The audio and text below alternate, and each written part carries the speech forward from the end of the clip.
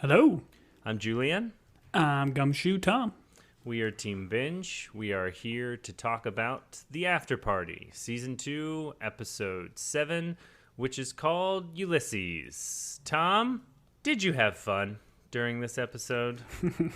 I don't know, based on the way you just asked that, I want to ask you first. Did you have fun? I could not get a read, and I know we're diving into this very early. People don't even know who we are. I mean, we haven't even given our bios. But I am a mediocre podcaster. Tom is my guest. And my thoughts on this episode were I couldn't get a beat on what movie they were doing. Like, I understand if it was like a Oscar bait, like awards serious movie, but I didn't know which ones I was supposed to relate it to. And I feel like when it's that broad, it takes away the comedy of it. For instance, the Wes Anderson, that's real specific. Like, you've seen a Wes Anderson movie, the beats are funny. This one, like, there was a couple of things, but if you had told me this was just like a spoof movie, I don't know. I didn't find the humor, and part of it was because I couldn't put my finger on the pulse of what type of movie they were doing. Does that make sense? Was I way off? No, I think it does. When they're more specific in like the genre, like that 90s thriller thing we got from Danner, I think that was fun. The heist movie we got was a lot more fun. When it is a little bit more generic, because I was with you, we were trying to figure out very early on, my wife and I, is it war movie? Is it like dance movie, like Step Up style, where they're just like competitive dance, but it was too like dramatic. So I don't know. And I love John Cho. I think he's very, very funny. Yes. And he had some funny bits here, but I just don't think they gave him enough. I didn't like as heavily dramatic as he was. I would have rather him being a little bit more silly and funny. Right. I was like, oh, it's like The English Patient, which is a movie I've never seen. But I somehow was like, oh, it's The English Patient. Like, it's unrequited love. The dancing of it all, I was like, okay, are we Silver Linings Playbook, which is a movie I've seen, but have I spent a lot of time, And at first you're like, oh, it's a war movie, but it's the coming home war movie. It's born on the 4th of July, but then it quickly deviates. I mean, he's discharged from the USO so quickly that, I don't know. So I enjoyed it, and I'm with you. Like, Cho is great. I think I've mentioned I was looking forward to this episode because his character is so much fun. But I just didn't really, I don't know, because I couldn't get the genre, because I couldn't compare it to a movie. And maybe I'm just missing on this, but it was more broad than I wanted it to be, and so it threw me off a little bit. But Yeah, no, I hear you. The other thing about John Cho, that guy is 51 years old, but the guy looks like he's 30. So when he was like trying to play the potential father of Grace, this is a Benjamin Button situation where he's getting younger. I don't know. I only saw that movie once too, so now I'm confused. Sorry, he is beautiful. Yes. Well, I was always kind of confused about him being like a father figure to Grace or Zoe that we kind of get here, because they seem to be around the same age. Like, the guy he looks very good for his age. Yes. That's fair. They didn't have to de-age him, let's just say, as he went through this. He looked, other than the earring, which made me think of Rufio every time they showed it. I'm sure it's George Michael, man. Oh, is that okay? Sure, George That's his Michael. look. Yes, George Michael Bluth. That was his look. Not that one. So, anyways, let's dive into it. Tom, I'm going to ask you to really focus in on the mystery of it all. I'm sure that based on this episode, you've solved it. I do think we do get some more of Chang in this. Senor Chang. Jang. Jeng. Jang. I'm going to say Senor Chang because that's his character from Community, and it makes me feel good. So we do get some more in here that I am very interested to hear your theories on. So let's dive into it and talk about Ulysses from the top. Did I already mention that after this character was talked about, I explained to my spouse we should have named one of our kids Ulysses, and it got shot down hard. It's a bummer. But Ulysses S. Grant, Julian. Oh, that would have been incredible. Or the other option was Julian, my first and last name combined. He would have been a junior because, of course, my name is Julian. So it's like a Mario situation. Exactly.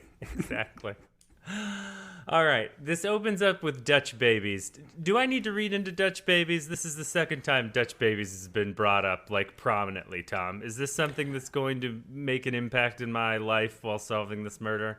I mean, again, I was kind of suspect on it, of it kind were of sus? curing. I was sus about it, very good, about it curing seemingly Travis last time around. I don't know if it was just the carbs or if he did put something in it, but now that he's feeding it to kind of everybody here. And he does make mention that he uses his, was it kumis? He uses that in it to, I guess, make it extra special, which is why Yannick says, oh, no, I can't do this. I think kumis is something else, Tom, which we're not allowed to discuss. What is it called?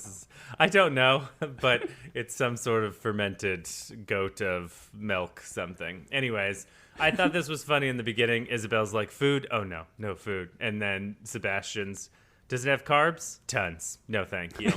Yeah. Very good. Very good. And this leads to Anik standing up to Zoe, having kind of a confrontation that the show has been heading towards, as much as a confrontation, other than murder. I guess murder is a confrontation. But this is the conversation they have where he is putting their relationship aside in order to solve this. Is that what's happening here? I mean, I guess he comes in like hot with the line like, I can't make love to the arsonist, which she has no background for, but we as an audience know it was a reference to Danner's backstory. But yeah, it's him saying, we can't just be single focused here. We have to at least question and learn more about the stories. Because even if you don't think your family members did it, you need to get their stories to get clues or hints about, other people's whereabouts or time stuff. So it is kind of silly to not even question folks. And then immediately here, right, she goes to her parents and says, hey, you don't have to be interviewed. And then we don't want to participate. And then she's suspicious. She's like, oh, Yeah, why immediately. wouldn't you? Because that makes you seem suspicious. Tom, is I don't want to make love to the arsonist going to be a phrase that you will utter now frequently? Yeah, I mean, I got to do that before each pod to make sure I've got, the vocal cords ready to go. Okay. Oh, it's a vocal exercise. It's not a life lesson. Okay, interesting. I think as time goes on, it's gonna become more of a life lesson and less of a vocal exercise for you. But My wife loves fire. Gross. I don't know. Let's move on. All right, I'm uncomfortable. It's warm in here. Whew, go fish. Uno. Immediately, I thought this was interesting. Funkel brings up the glass. It's almost like he was anticipating this, I guess because it would have been Sebastian before Danner's story. And so he knows Sebastian would have seen him with the glass and would have brought up the glass. So he hits that very much up front, which was disarming and made me think maybe this guy's innocent. But then, I don't know, all those dance moves. It's tough to think a guy that murders with his hips might also not murder with poison. You know what I mean? Yeah, I don't trust anybody that could dance well. Channing No. Tatum, don't trust that man. That's true. That's very true. I was going to bring up historical figures that are well-known dancers like Stalin or Abraham Lincoln, but I know that you're a big fan of Stalin.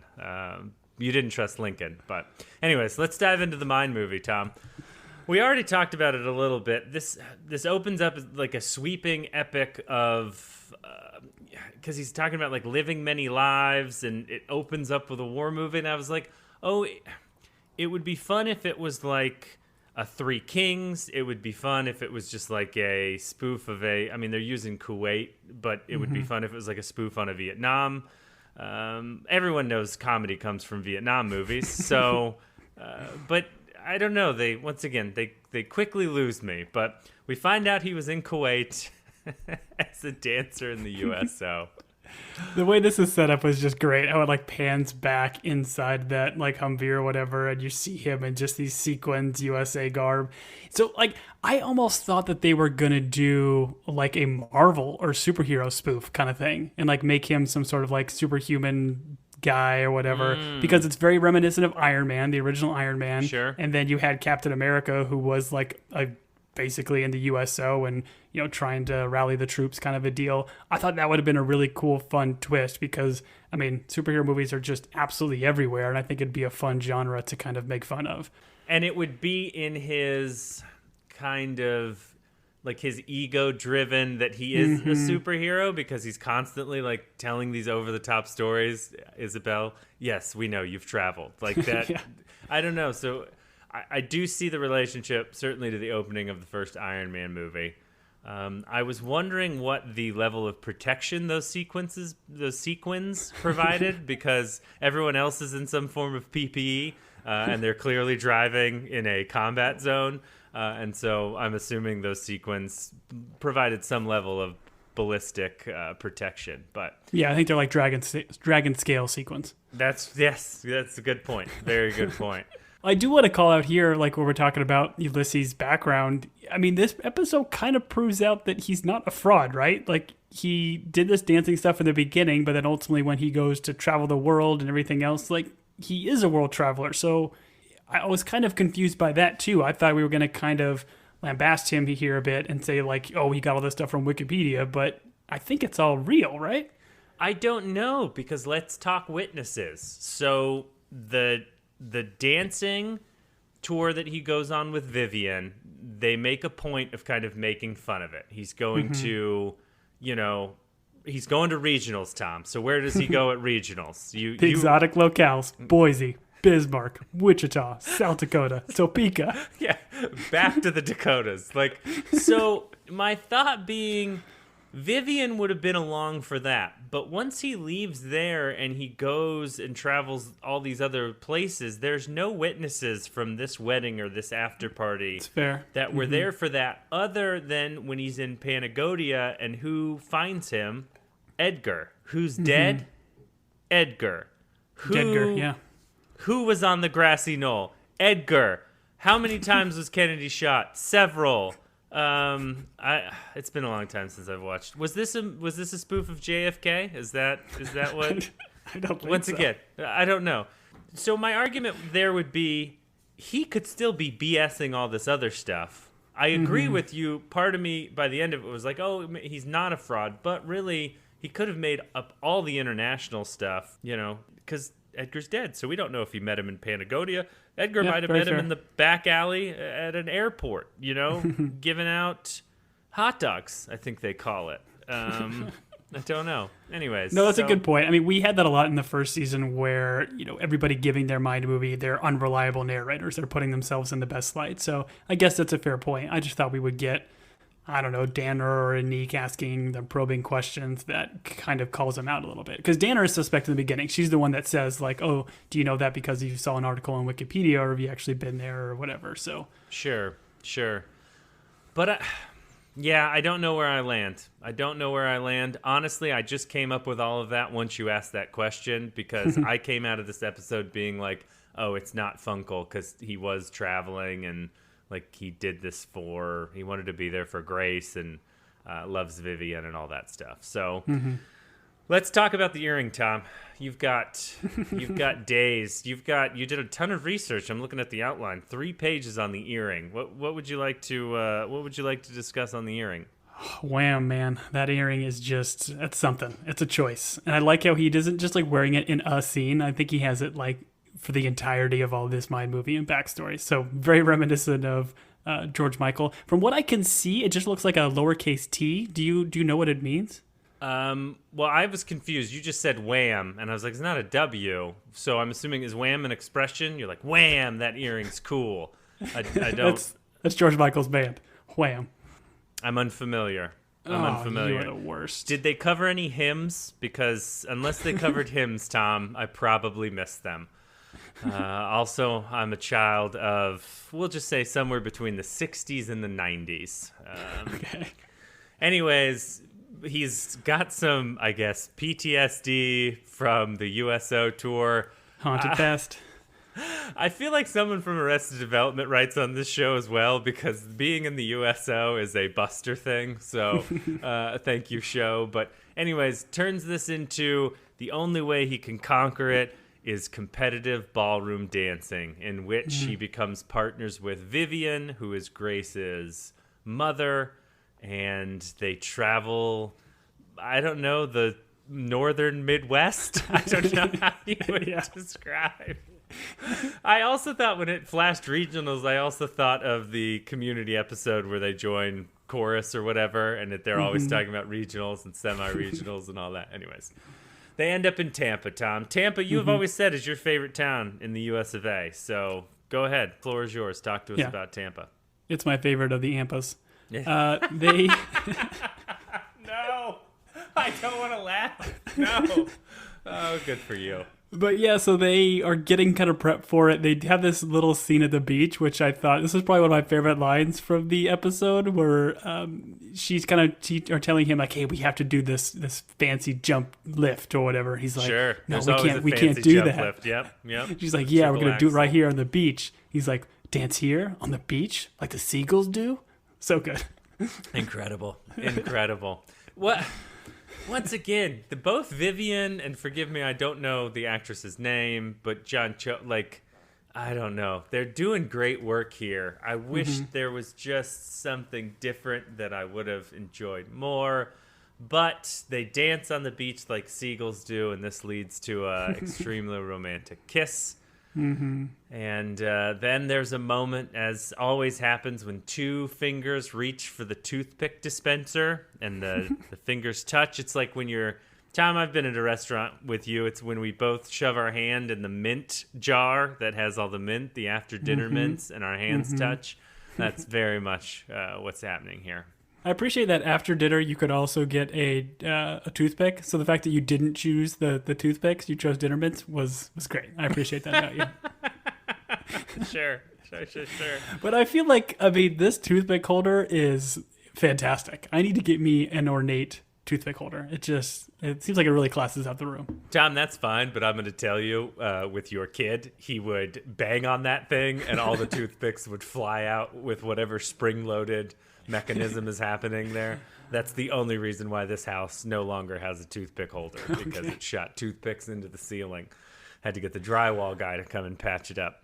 Anyways, Vivian leaves because essentially the affair is started at this point, right? They're on regionals, they're having an affair, and then is it her line where she's like, it literally, or it's his line where he's like, it literally takes two to tango. And I wrote in here and podcast. That was a joke I added to that line, Tom. But I wrote this outline so long ago that I forgot that I wrote a joke. So let me deliver that again. He says, it literally takes two to tango.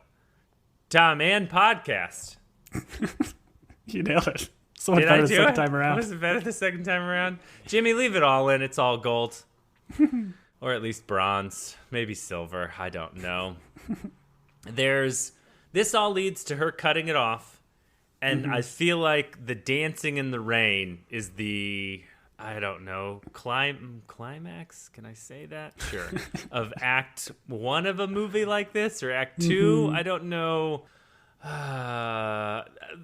This was funny, but I was like, still, I didn't know what was happening here. I mean, when the saxes come in with Careless Whisper, saxophone. So good. So good. And again, Careless Whisper is a Wham song. And the lyrics of this were great because they just fit so well in the episode here. But it's, I'm never going to dance again. Guilty feet have got no rhythm.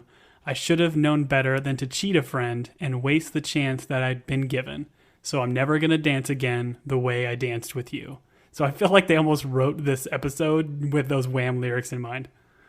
I just thought it was a saxophone, Tom. I didn't know it was a song at all. Oh, man, this is such a classic. I kind of feel like the person I watch this with typically brings these things up because they have a better, we'll just say, exposure to pop culture than I did. So I'm never gonna dance again. Guilty feet have got no rhythm. Is that helping? Do you know it now? So I'm never gonna dance again the way I danced with you. I'm sorry, it's a Michael McDonald song? Who sings this? Is this a yacht rock song? What's going on here? I think I heard that in a Best Buy once when I was looking at VHSs. Oh, incredible. Well, listen, I didn't know it, but I know it now. And quite frankly, I'll never forget it. If that helps. You're welcome. Thank you. You've done. Thank you for your service, sir. Incredible.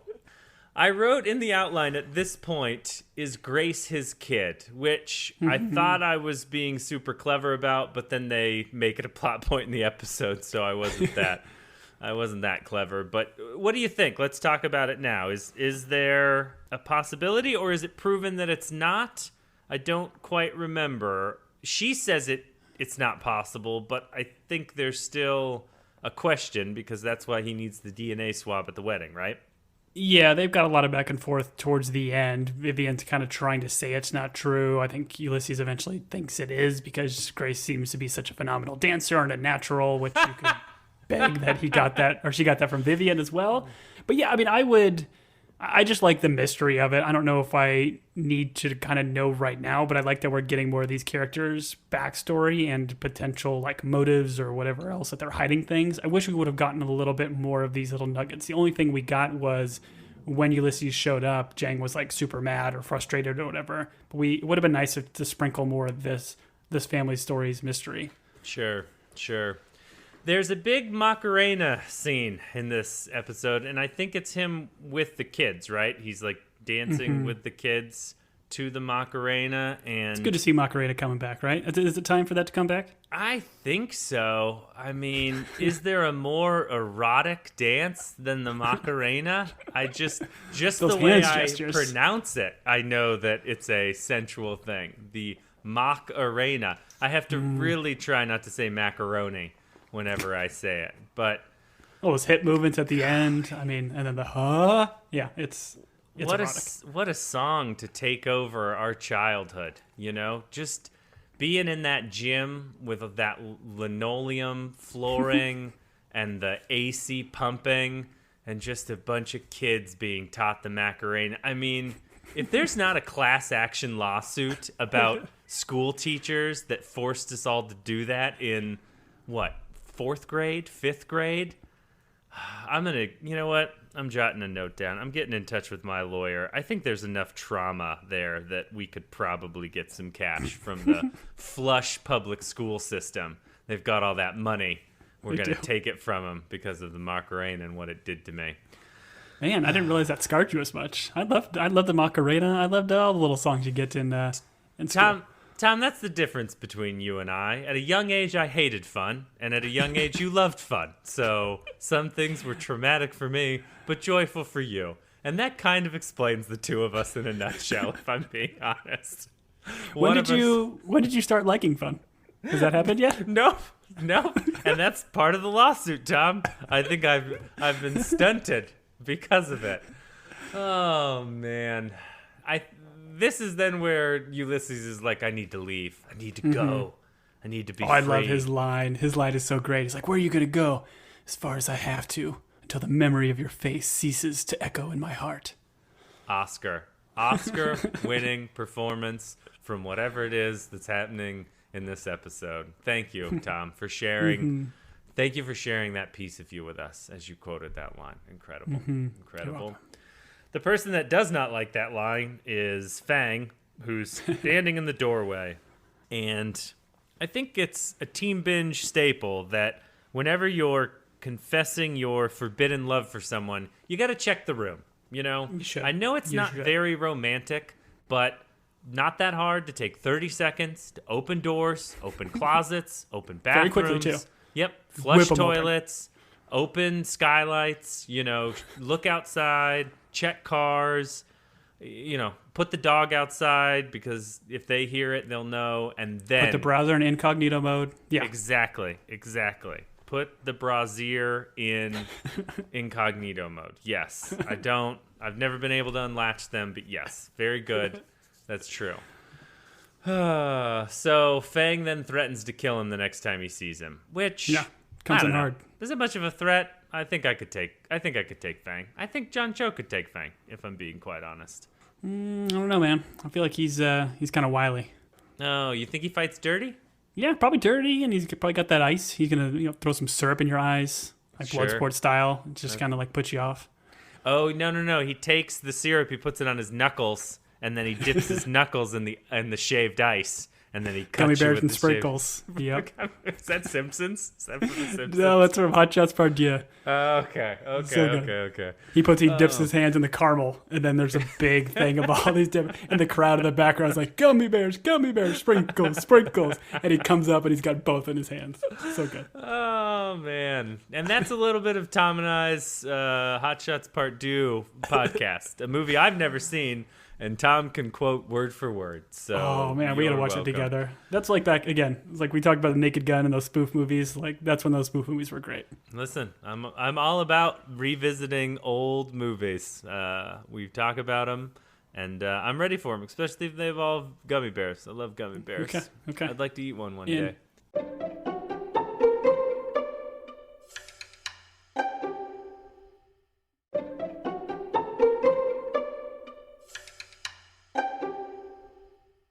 The dance follows him. I wrote that in the outline, Tom. I have no idea what that means. That's when he like becomes a world traveler and he's in Ireland and he sees her dancing as the Irish jig or whatever. He goes to Kenya and he sees her like dancing in Kenya. So he just couldn't get away from dance. God, and who her, can? in memory of her. Who can? The Good memory stuff, of man. Vivian and getting away from dance. I mean, there's that movie about that kid named Billy who was such a really good dancer that follows you everywhere. I don't know.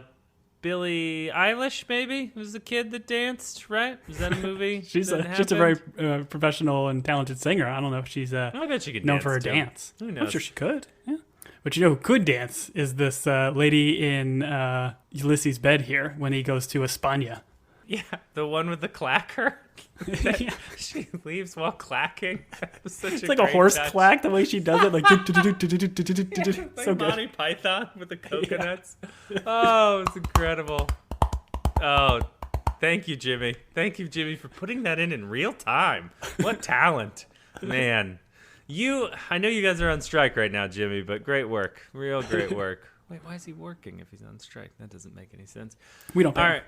What's He's that? not actually working. We don't pay him, so he's not That's actually what it is. working. He's striking, but still. Wonderful. Edgar arrives in a helo to gather Funkel. And my favorite moment was, did you ever think you were Grace's father? He's like, because I put it together in like 5 seconds. Just the way he says it was so great. Oh, yeah, he comes in hard. Well, and he has that line talking about, like, knowing that it's an affair. He's like, well, if there's something wrong with the family, it's either about an affair or money. So he kind of calls it out right away. Sure. I would add politics in there. I mean, politics, people will stop talking. Family members will stop talking to each other over politics. And then also, movies. That would be the other one that creates a lot of strife. And then the dollar amount of gifts for children. That's the other thing that will lead to a lot of strife. And then the last one is forged checks, obviously. Obviously. We go to the present. Wait, hold up. Before Yes, you go to sir. the present, can I know what, just for my own edification here, what is the dollar limit for kids' gifts? The dollar limit for kids' gifts, I think at this age, And in this economy. and in this, listen, I don't know, $30 probably. It's Okay, kind that's of what I was going to good- say. Yeah. Yeah, if I'm going to get your kid a gift, it'll probably be around the $30 mark. Yeah, and my gift to your kid is a donation to the Human Fund. So, Thanks, George. no problem, Jerry. All right, we're back at the present, and I wrote, this is heavy. Yeah, that's Danner's line when she's like, and they're both just freaking out about the revelation here that Ulysses is dropping on him. But we do get some answer to some mysteries here, right? Where the secret that Edgar was talking to Vivian about is seemingly the affair that she had with Ulysses. So it kind of buttons that up. And then we kind of talked about in the very first episode this map on the wall that had a bunch of pins on it. So we said we were going to put a pin in it. We're getting back to it. The assumption here is all those pins were places that Edgar was maybe traveling to try to find Ulysses, potentially. And then the red one is where he ultimately found Ulysses, because the Patagonia pen was red. Or pin, excuse me. Let me ask you this. Do we ever find Ulysses by that map during the course of the show? Is he ever studying that map? He does. I think before he starts his mind movie, he's kind of like walking around the room. He does that little bit where he like throws the dart at the dartboard from like a foot away, which I thought was good. Great. But he eventually walks like the globe and the map kind of in the background. So yeah, he makes mention. So is this like Kevin Spacey? I know he's persona non grata. I don't know if that's the right term right now. In the one where he's... Kaiser Sose? Yeah, Kaiser Sose. Usual suspects? Do we think the... No. This is an unusual suspect. I'm talking Excuse about Funkel. Do we think he walked over, looked at that map, and then he put the story together based on the pins in the map. Tom, Ooh, that could be kind of fun. Skylar Koji us in this moment? No, the name is much more annoying than that. Skylar? Skylar. Skylar Koji is what most of the kids are named these days, and Skylar is spelled with like 4 Ks and 3 Ys. But go on. No, I like the idea. Like maybe he pulled a verbal Kent and he was being all tricky and looking at the clues in the room. Like there was something to say about this episode where there wasn't a lot of like the flower clues, elimination clues that we've kind of talked about in our spoiler section. I feel like there wasn't like a clean part in this episode where it lingered on screen at a puzzle or a calendar or something weird for us to kind of figure out. So yeah, I'm not sure. Tom, does it feel like I got smarter this episode because I'm pointing out all these angles? I'm proud of you, man. Very proud of you. Rubbing off on you. None of them will come to anything. But you gotta just say enough of them, man, and then eventually some will come true, and you point those out to people, and you don't worry about the other ones. And then we go through and we edit this so that after the finale's out, we just look right. And then when someone stumbles across this, when they are walking across apocalyptic America, and this is the only podcast on, I'm assuming, an MP3 player? Is that what you listen to podcasts on? And they listen to this, they'll know that we were right. And they'll also find, I guess, a DVD set of season 2 of the Afterparty, which I'm sure exists, probably, in a case. Well, I like, these 1 hour podcasts we've been recording, we're going to do so much editing, they'll be about 15 minutes. Yes, that's fair. That's fair. Thank you for reminding me that we're going too long, Tom. That was a subtle hint. I love it. Speaking of subtle hints and loving things, Hannah and Zoe have a conversation, and the videographer is brought up, who you were hot on this guy's different color shirts from the very beginning. His name is not Kyle, Tom. It's something more annoying than that. It's not Kyrie. Kyler. Mm-hmm. Yes. And this is when Travis's dumb idiot face stumbles into the scene. And I was like, man, I wish he fell down and there was a second death. But oh, wow. Not a big fan of this guy, huh? I don't like him, Tom. I don't like him. I feel like any overweight actor that's kind of stumbling around like this, I'm just, the era that I grew up in, I just always compare somebody like that to a Chris Farley type, and it's just so hard to compare because Chris Farley is a one in a million. Right. I mean, Chris Farley brings us such classic bits that, I mean, he's fallen into the table. Don't do your bit. Don't do your wagons east or... Tom, have you ever seen the movie Almost Heroes? This pod is an hour and a half long already. So there's a scene in Almost Heroes where they're like explorers, and Chris Farley's playing like a outdoorsman guide, and he picks up a piece of like I'm buffalo. never gonna live again the way I dance with you. Oh man, I can't believe you didn't let me get through it. All right, so go back and listen to our other podcast. Every other podcast has that story, so you'll probably hear it. I don't even talk about it anymore. Jimmy just cuts it in when I ask him to. All right, we're back. We're back in the Mind movie, and we are at a wedding. Yeah, this is where ultimately Ulysses is kind of making the decision, should he come back to the wedding, and he decides to. And when he's ultimately sitting on a rock, and this horse just kind of walks right up to him. So it's good to see, I'm assuming this is Shadowfax from Lord of the Rings, so it's good to see him getting work. Yes. But yeah, hops on this horse and makes his grand entrance. Yes, it's sad that the Lord of Horses, Lord of all horses, has got to stoop this low to get work on the second season of the Afterparty. But such is the way of the Lord of Horses. Anyways, that's what happened to Warhorse, that Spielberg horse that they put down in the movie. Anyways, we cut to... It's called Kumis, Tom, and it's all over Vivian.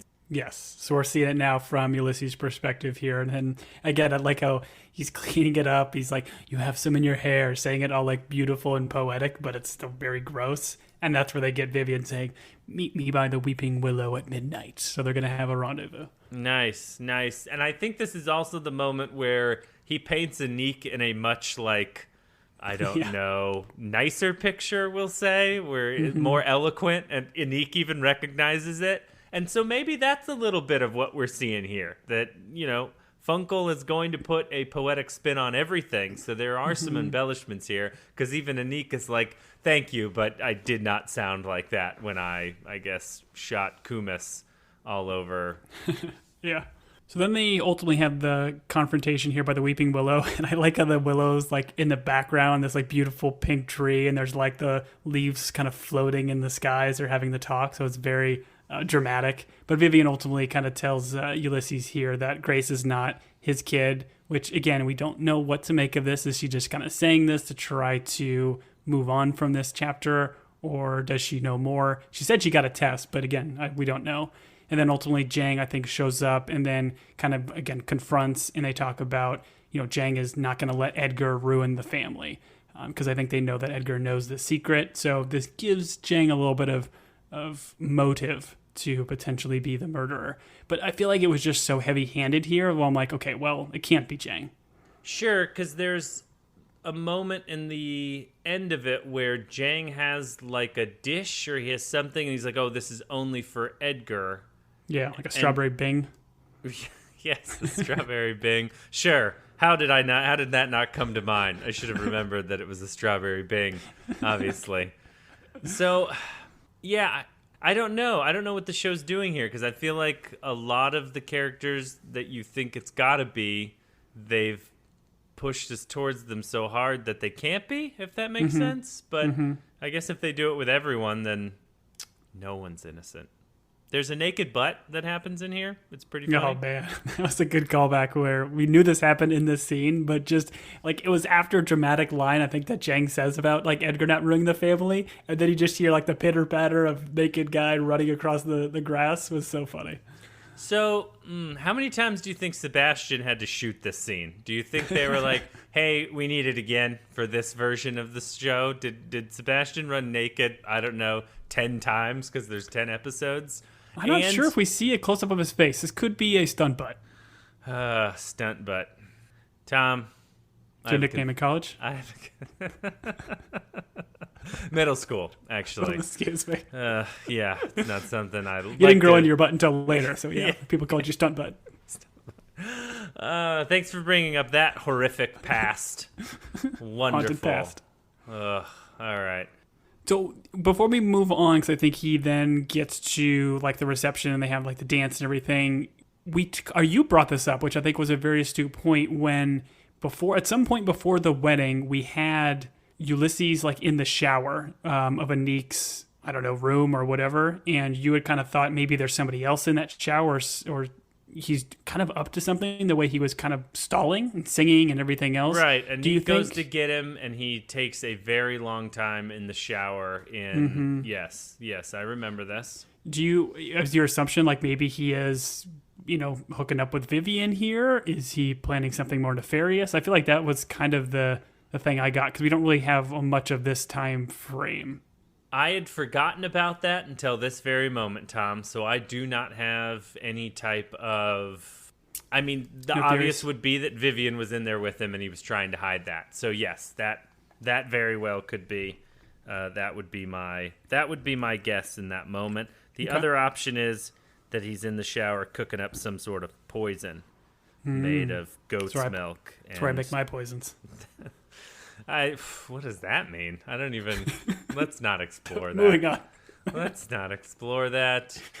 This is then the dance, right? Mm-hmm. So Edgar bounces, and Grace needs her Funkel, and he talks about her being a natural dancer. And they look like they were having a lovely time. In the other memories, is this dance with the uncle a beautiful thing, or is this just his version? Do you remember?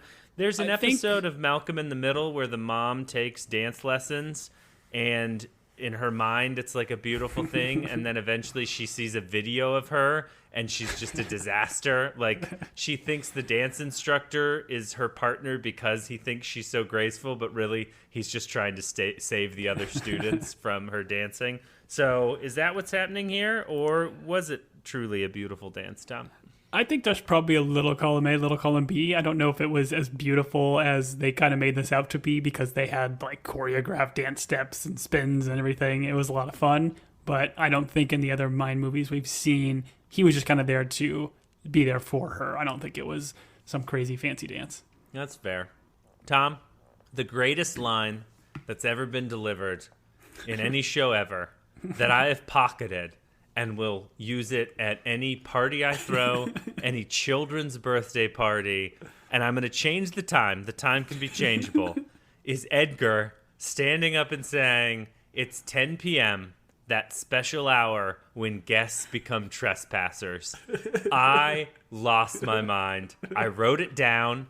I'm going to have it engraved somewhere in this house.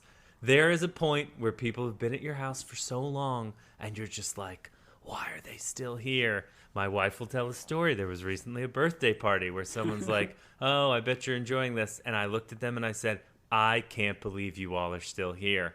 And she gets mad at me because she likes having friends. But this line from Edgar, I loved it so much, Tom. You think you have the cojones to say this to a crowded room? Tom, I do. Once again, I looked at that person and we weren't alone. I said, I can't believe you're still here. And I had met that person maybe one other time. So good for you. I'm not going to speak to my cojones. I'm a huevos guy. I love eggs. But okay. Yes, I love this line so much and its delivery. We then dive into him getting the glass in order to do a DNA swab. And the second greatest line ever muttered on television is Sebastian saying, "It's time to get squiffy," which, Tom, you can have that one. I'm going to take Edgar's. You can have Sebastian's. Okay. And this is then the moment where Jang does some weird stuff with the strawberry Bing. What flavor was it? Yeah, no, you're a cherry Bing guy. This was a strawberry. It was so weird and out of place because I felt like this was like a very big ornate cake dish, whatever that he was going, and we never saw this in any other Mine movie. Like not in the background, not anywhere. Like in other Mine movies, I think we just see him seemingly playing Scrabble right on like that bar area with Grace. So I don't know where he got this. I don't know what this is going to be, but certainly is drawing suspicion to Jang. And again, maybe clock. I'm like, okay, well, really definitely isn't Jang at this point. Sure. So is this the uncle trying to throw Jang under the bus because he loves Vivian and he's trying to get him out of the way? So does this speak to, like, was there anything in this episode that tore you away from Funkel being the suspect, the murderer?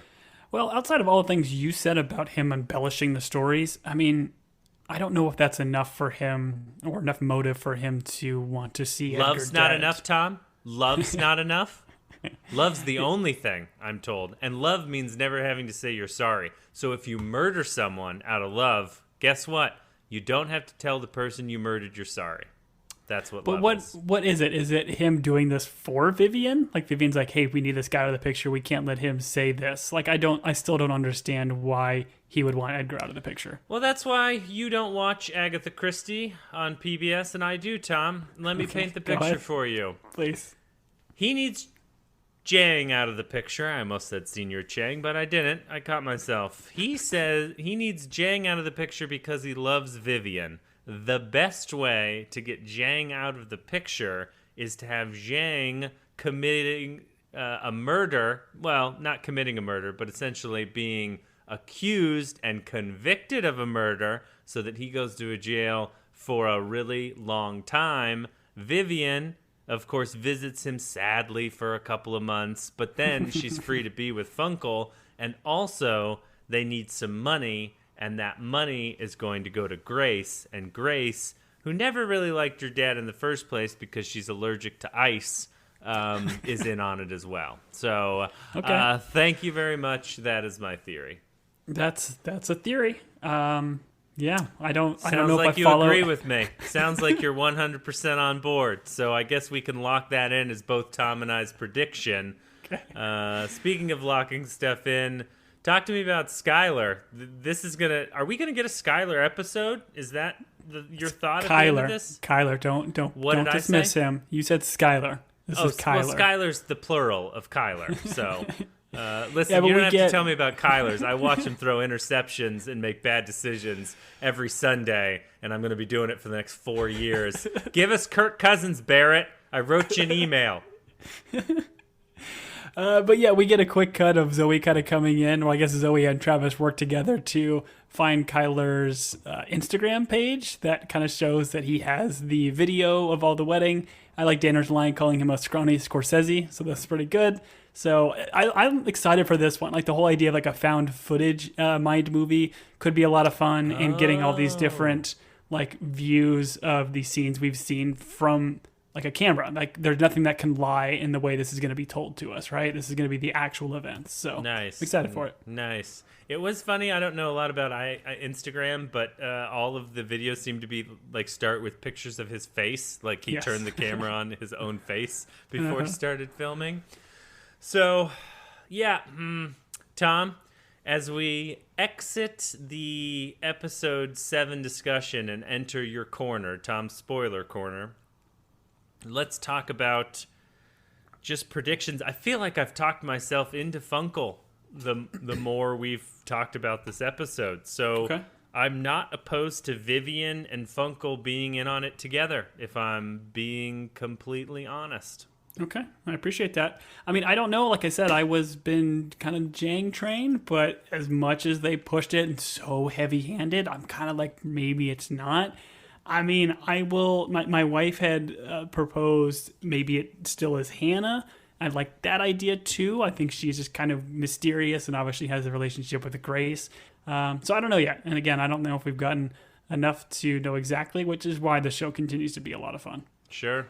And for those of you, too, that don't normally join the spoiler corner, we'll just kind of say in general, the spoiler corner, it's about the puzzles and everything, and there's like elimination puzzles. There's these flower puzzles where you can go on the website and put in these codes. It's a lot of fun. But we haven't gotten much from these specific puzzles to clue us into like where we're pointing to a killer. Like it's very generic, kind of not the whatever kind of deal. So if you're kind of interested, again, join us for that. They're a lot of fun to kind of chat through, and they're not incredibly spoilery. I've participated in 5 of Tom's spoiler corners, going on 6, and I still don't know who's done it and who hasn't. So that'll let you know how much is being spoiled. But if you are going to leave us, before you leave us, you can reach out to us at teambingepodcast@gmail.com. We love hearing from people. If you've got pictures of yourself catching fish, send them on over. If you have things that you're offended by, you can send those to us as well. We won't read them. You can rate and review us at Apple Podcasts. Please, only nice stuff. And Tom, we have t-shirts somewhere, which I think you and I wear. You cut the sleeves off of yours, and due to a medical condition, I cut out the nipple area on mine. But people can see that. Obviously, we record this on YouTube, so they are already discovered my shirt collection. What did I miss? For the merchandise, we got shirts and all sorts of random stuff on TeePublic. So just go to TeePublic and search Team Binge. Find us on social media, Twitter, Instagram at Team Binge or Team Binge Podcast. So follow us on there. And again, if you want to, we're going to jump over to the spoiler corner.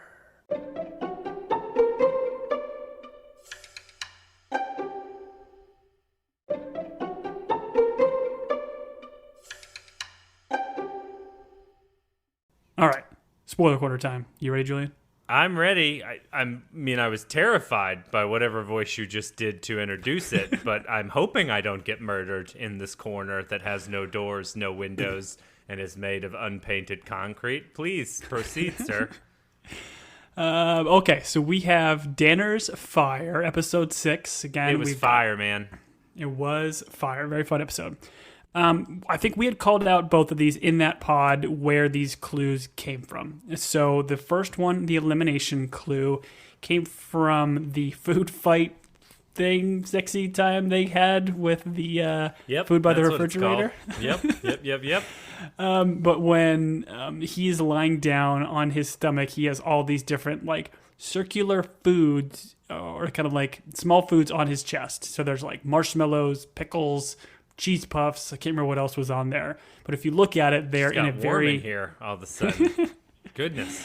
They're in a very specific pattern. And if you pause it and try to read it, this was one that I actually am kind of proud of myself. I caught and didn't have to use the Reddit thread to find it because this is Braille. So it's spelling Braille on his chest not by a team. So I think that's a pretty... So not Funkel and Vivian. So what you just said, yes. Should have read Tom's spoiler corner. All right. Well, but that's what's kind of fun about this one. I feel like is maybe one of the bigger clues about it. Probably being an individual person that did this murder and not a team. Because we also had, not only what you just said about Vivian and who'd you say, Vivian and Funkel. And Funkel, excuse me. But I think that also potentially pulls out maybe Isabel and Sebastian, because we kind of known that they've been kind of whispering and doing something in the background. Yeah. So if they're kind of considered a team, maybe it's not one of them either. But so going back to the other clues we had from episode 1, not the snorer, we still think that might be Travis, but we haven't really got that confirmed. I know you said last pod you were going to go back and rewatch that episode. Did you do that? I got a lot on my plate, Tom. Okay. The next one I got a lot on my plate, Liz Lemon. The next one was not the skater. This one, I think we might have actually gotten answered. If you look at the Instagram handle for Kyler, I think it says Kyler the skater. So this might be Kyler. That's a strong indication that he's a skater. I would certainly. I would say there's. I think it's spelled weird though. It's spelled like does it involve an skater. 8? Like Avril Lavigne No, spells it's like E8. I think it's like a play on something the creator. I don't know, but I think the assumption is this is pointing us to not being Kyler. Okay, interesting. We had the other I knew clue it was not Kyler when we signed him to that contract, Tom. I'm going to tell you that right now. We had not by suicide, which again, still a weird clue because it was misspelled. There's been a lot of theory crafting through Reddit about various clues or things on screen that have been misspelled.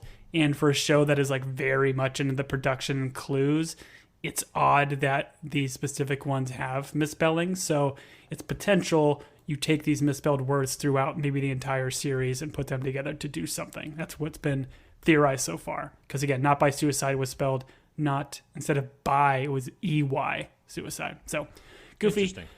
We had not Colonel and then not by camel's milk. So those are 6 clues thus far. Julian, anything else on the elimination stuff? No.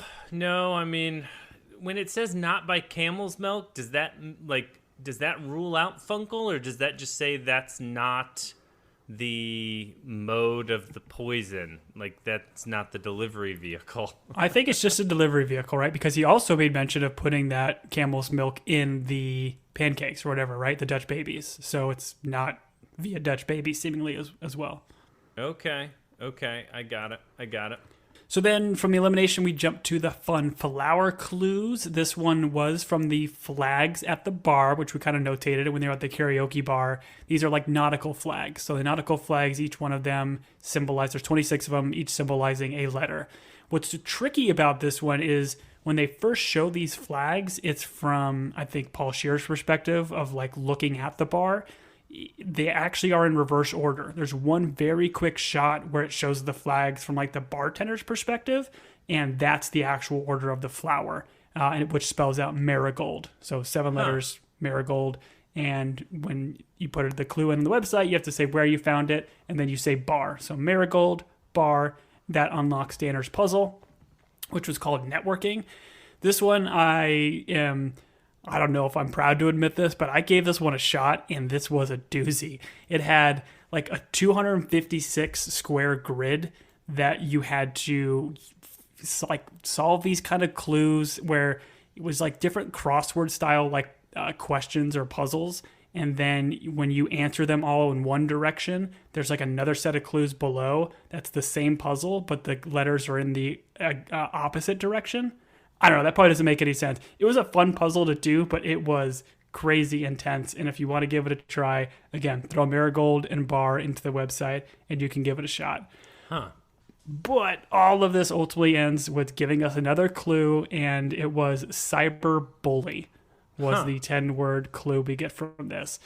So we have cyberbully, hoverboard, New England, unscramble, drop bucket, eco warrior. Those are our 6 flower-related clues. Some people on the internet have been doing their sleuthing, and I am taking credit for it. All these words seem to have some sort of animal in them. So cyberbully, you've got bull. We have hoverboard. There's boar. New England, you have ewe, which I think is like a female sheep or something. Unscramble, ram. Drop bucket, buck. And eco warrior, cow. So again, no idea what to make of any of that stuff now, but it is interesting that you can extract that from all these clues thus far. Huh. Very interesting. Very, very interesting, Tom. I like the animals inside the words because animals are something that I know about. So that's that's very interesting.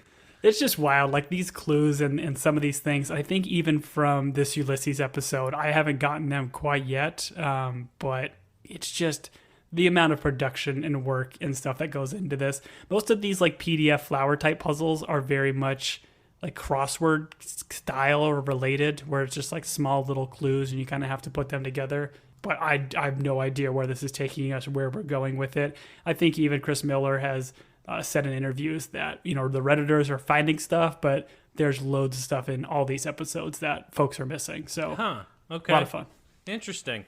Yeah, I appreciate the time you've put into it. I'm sorry that I can't provide more knowledge about who the snorer is, who the skater is, not by suicide. I do think the snorer is Travis, though. So your service, I want you to be commended on what you've done here in your corner. So thank you for Did you give me like anything, like a medal or a $30 gift or anything? I said thank you, Tom. Back in my day, a thank you was enough. And so, Not in this economy. Not in this economy. All right, I'll send you some goat's milk or some sort of fermented cow's milk or a boar milk or an ewe milk or a ram milk or a buck milk. Ooh, buck milk, that's going to be tough. Anyways, let's move on. Let's move on from the City Slickers reference. But Tom, good work. Thank you, all of you, for joining us. The only thing I would like to finish by saying is, so Chris Farley picks up the cow patty, and he's like, oh, I think the herd is over there. And Matthew Perry's like, oh, you can tell that by sniffing the... And he's like, no, I see the herd. And the joke being, he doesn't actually need to touch the cow patty because he can see the herd. It's very funny. You know what's better is every time you do this, you explain it very detailed, and it gets funnier and funnier the more you explain the joke. Yeah, no, most jokes need explanations. That's what makes them funny, Tom. Thank you for explaining that to me. Golly. All right, so I don't have anything else to say. Thank you for joining us. I've been Julian. And I have been Gumshoe Tom. Good night.